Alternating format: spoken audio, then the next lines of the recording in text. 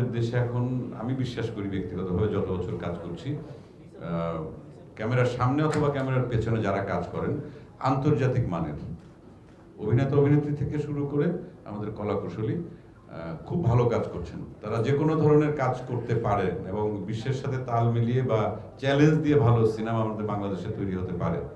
আমরা সেই জায়গাটা আমরা পেতে পারি, এটা আমি বিশ্বাস রাখি।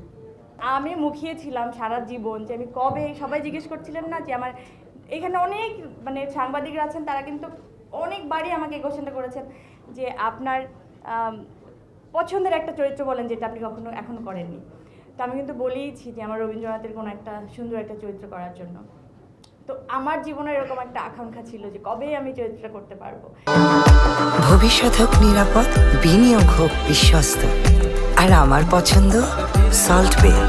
ওয়েলকাম টু সল্ট বে।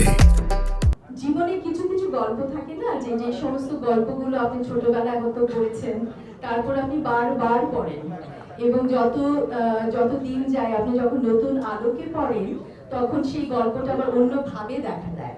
সেরকমই একটি গল্প শাস্তি। সব থেকে বিগেস্ট অ্যাডভান্টেজ আমি যেটা বলবো সেটা হচ্ছে যখন আমি একটা গল্প লেখার সাথে সম্পৃক্ত থাকি তখন ওই পুরো পৃথিবীটা আমি এত সুন্দর করে বুঝতে পারি।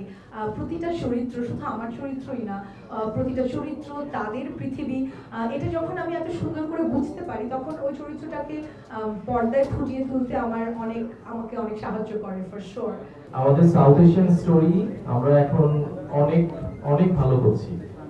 এই যে মুহূর্তে আমরা এখানে বসে কথা বলছি ঠিক তখন কিন্তু রটরডামে বাংলাদেশের 3টা ছবি দেখানো হচ্ছে, 2টা কম্পিটিশনে এবং একটা হচ্ছে নন কম্পিটিশনে। বাট এই ধরনের সেলিব্রেশন ফেস্টিভ্যালে হচ্ছে বাংলাদেশের ছবি এখন গ্লোবাল বড় ফেস্টিভ্যালে যাচ্ছে, কিন্তু আনফরচুনেট ব্যাপার হচ্ছে আমাদের ছবি অনেক ভালো হওয়া সত্ত্বেও প্ল্যাটফর্মগুলোতে, ইন্টারন্যাশনাল প্ল্যাটফর্মগুলোতে এখন পর্যন্ত জায়গা করে নিতে পারেনি।